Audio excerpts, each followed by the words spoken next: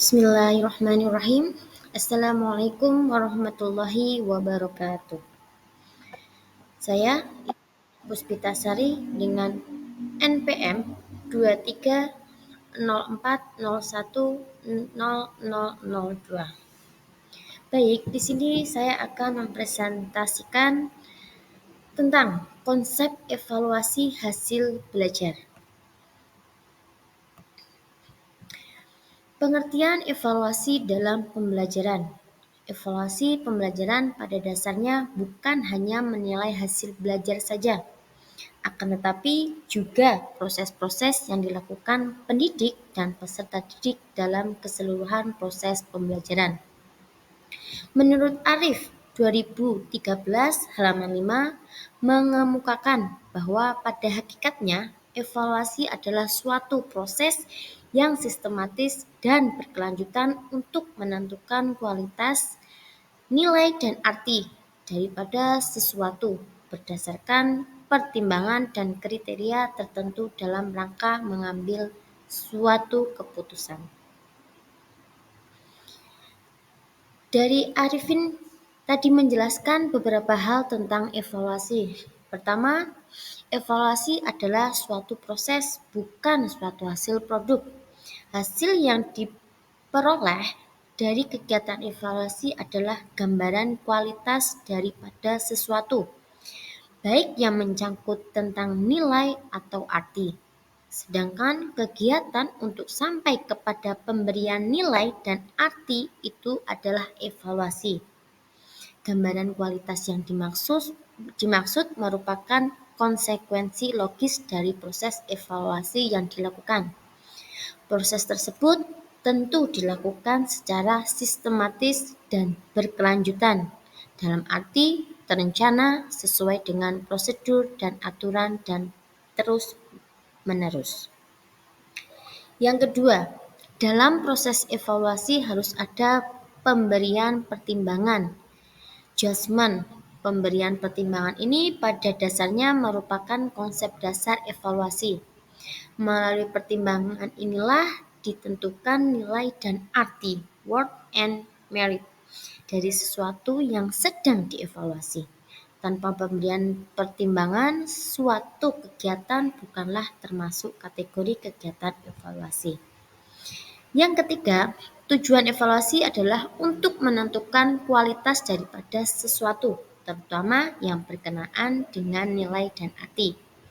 Dan yang terakhir, keempat, pemberian pertimbangan tentang nilai dan arti haruslah berdasarkan kriteria tertentu. Tanpa kriteria yang jelas, pertimbangan nilai dan arti yang diberikan bukanlah suatu proses yang dapat diklasifikasikan sebagai evaluasi. Sekarang kriteria ini penting dibuat oleh evaluator dengan pertimbangan. Pertama, hasil evaluasi dapat dipertanggungjawabkan secara ilmiah. Yang kedua, evaluator lebih percaya diri. Ketiga, menghindari adanya unsur subjektivitas. Keempat, memungkinkan hasil evaluasi akan sama sekalipun dilakukan pada waktu dan orang yang berbeda.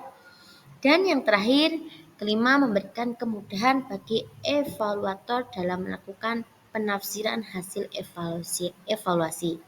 Asrul Ananda dan Rosinda tahun 2014.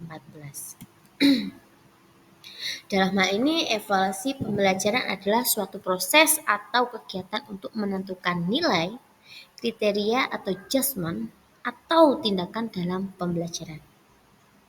Selanjutnya, kedudukan evaluasi dalam pembelajaran. Kedudukan evaluasi dalam pembelajaran dan kedudukan evaluasi dalam pembelajaran, kedudukan evaluasi dalam belajar dan pembelajaran sungguh sangat penting dan bahkan dapat dipandang sebagai bagian yang tak terpisahkan dengan keseluruhan proses belajar dan pembelajaran. Penting karena dengan evaluasi diketahui apakah belajar dan pembelajaran tersebut telah mencapai tujuan ataukah belum. Dengan evaluasi juga akan diketahui faktor-faktor apa saja yang menjadikan penyebab belajar dan pembelajaran tersebut berhasil dan tidak atau belum berhasil. Tidak hanya itu, dengan evaluasi juga diketahui di manakah letak kegagalan dan kesuksesan belajar dan pembelajaran. Dalam hal tersebut, akan dapat dijadikan sebagai titik tolak dalam mengadakan perbaikan belajar dan pembelajaran. Pada proses pendidikan, evaluasi dilakukan untuk mengetahui efektivitas pembelajaran dan pembentukan kompetensi yang dilakukan, serta untuk mengetahui apakah kompetensi dasar dan tujuan yang telah dirumuskan dapat dicapai oleh peserta didik melalui pembelajaran. Evaluasi pendidikan ini mencakup semua komponen proses pelaksanaan dan produk pendidikan secara total, dan di dalamnya terakomodir 3 konsep, yaitu memberi pertimbangan (adjustment), nilai (value), dan arti (worth). Dengan demikian, evaluasi pendidikan dapat berupa evaluasi konteks atau tujuan atau kebijakan. Kedua, evaluasi input seperti evaluasi terhadap peserta didik, pendidik, prasarana dan prasarana, kurikulum atau program, serta input lingkungan. Ketiga, evaluasi proses, yaitu evaluasi yang dilakukan terhadap proses atau kegiatan pendidik atau pembelajaran yang sedang berlangsung. Keempat, evaluasi hasil atau produk. Dan yang terakhir, kelima, evaluasi outcomes atau dampak. Secara keseluruhan, evaluasi pendidik akan muncul pada pertama, awal kegiatan pendidikan. Evaluasi ini bertujuan untuk mengetahui tingkat kesiapan dan kemampuan peserta didik, sehingga memungkinkan tenaga pengajar menyusun rancangan pendidikan sesuai dengan peserta didik, dengan berpijak pada kompetensi yang akan dicapai. Yang kedua, pada saat proses pendidikan atau pembelajaran berlangsung. Evaluasi ini merupakan evaluasi proses pelaksanaan pembelajaran dan komponen pendidikan. Evaluasi proses ini diawali pada tahap pertama pembelajaran dilaksanakan dan secara rutin sampai pada akhir pendidikan. Dan yang terakhir itu ketika pada akhir kegiatan pendidikan atau pembelajaran. Kegiatan ini dimaksudkan untuk menentukan tingkat pencapaian peserta didik dalam belajar. Evaluasi seperti ini dapat juga dilakukan pada akhir pembelajaran. Dalam proses pembelajaran tanpa adanya kegiatan evaluasi, maka tidak dapat diketahui sampai sejauh mana keberhasilan proses belajar dan pembelajaran tersebut telah tercapai. Dengan demikian, maka evaluasi juga dapat berfungsi sebagai feedback. Kedudukan evaluasi dalam proses pembelajaran atau pendidikan bersifat integratif. Setiap ada proses pendidikan pasti ada evaluasi. Baik, sekarang tujuan evaluasi pembelajaran. Adapun tujuan evaluasi pembelajaran adalah untuk mengetahui keefektifan dan efisiensi sistem pembelajaran, baik yang menyangkut tentang tujuan, materi, metode, media, sumber belajar, lingkungan maupun sistem penilaian itu sendiri. Sementara untuk tujuan khusus evaluasi pembelajaran disesuaikan dengan jenis evaluasi pembelajaran itu sendiri, seperti evaluasi perencanaan dan evaluasi pengembangan, evaluasi monitoring, evaluasi dampak, evaluasi efisiensi ekonomi, dan evaluasi program komprehensif. Sekarang fungsi evaluasi pembelajaran. Menurut Sullivan 1967, fungsi evaluasi pembelajaran dapat dibedakan menjadi 2 macam, yaitu fungsi formatif yang dilaksanakan apabila hasil yang diperoleh dari kegiatan evaluasi diarahkan untuk memperbaiki bagian tertentu atau sebagian besar kurikulum yang dikembangkan. Dan fungsi sumatif dihubungkan dengan menyimpulkan mengenai kebaikan dari sistem secara keseluruhan, dan fungsi ini baru dapat dilaksanakan apabila pengembangan kurikulum telah dianggap selesai. Sedangkan menurut Arifin 2017 halaman 15, fungsi evaluasi pembelajaran adalah sebagai berikut. Fungsi formatif untuk memberikan umpan balik kepada guru sebagai dasar untuk memperbaiki proses pembelajaran dan mengadakan program remedia jika diperlukan bagi peserta didik. Kedua, fungsi sumatif menentukan nilai kemajuan atau hasil belajar peserta didik dalam mata pelajaran tertentu sebagai bahan untuk memberikan laporan kepada berbagai pihak, penentuan kenaikan kelas, dan penentuan lulus tidaknya peserta didik.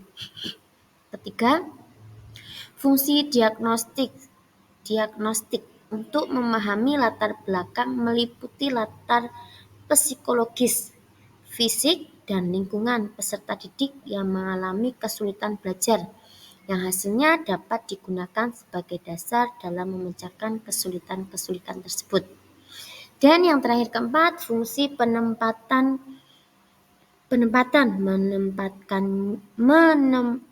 menempatkan peserta didik dalam situasi pembelajaran yang tepat, misalnya dalam menentukan program spesialisasi sesuai dengan tingkat kemampuan peserta didik. Fungsi utama dari evaluasi pembelajaran ini adalah untuk mengetahui sejauh mana kemajuan, perkembangan, serta keberhasilan peserta didik setelah melaksanakan proses pembelajaran dalam jangka waktu yang ditetapkan. Selanjutnya, hasil evaluasi pembelajaran dapat difungsikan dalam perbaikan cara belajar siswa. Baik, untuk prinsip evaluasi pembelajaran ini dibedakan menjadi dua, yaitu prinsip umum dan prinsip khusus. Pertama, prinsip umum, yaitu kejelasan. Apa yang akan diukur harus jelas. Hal ini penting karena meliputi ketiga domain kognitif, afektif, dan psikomotor. Oleh karena itu, demi kelancaran evaluasi, prinsip kejelasan unsur yang akan diukur adalah penting. Kedua, objektif. Penilaian ini harus diberikan secara jujur dan objektif, di mana penilaian tidak didasarkan atas dasar cinta, benci, atau membedakan, namun harus diberikan seperti apa adanya. Yang ketiga, terbuka. Terbuka ini menekankan perlunya guru menyampaikan kepada peserta tes tentang skor maksimal yang bisa dicapai, bobot seperti soal dan cara penilaiannya. Yang keempat, representatif. Bahan yang diujikan harus mewakili semua materi pelajaran yang telah diberikan, terutama yang menyangkut ruang lingkup dan keadaan materi sosial.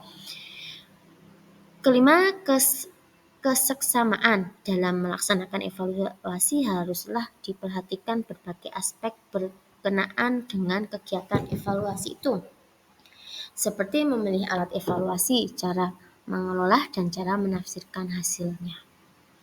Dan yang keenam, motivasi untuk mengenal kelebihan dan kekurangan yang dimiliki oleh guru dan peserta didik, maka diperlukan perencanaan terhadap perbaikan kegiatan proses pembelajaran.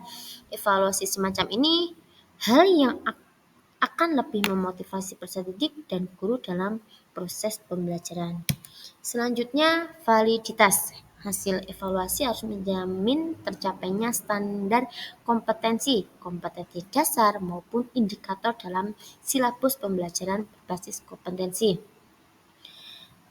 Selanjutnya, adil. Evaluasi menekankan pada adanya perlakuan yang adil kepada semua peserta didik.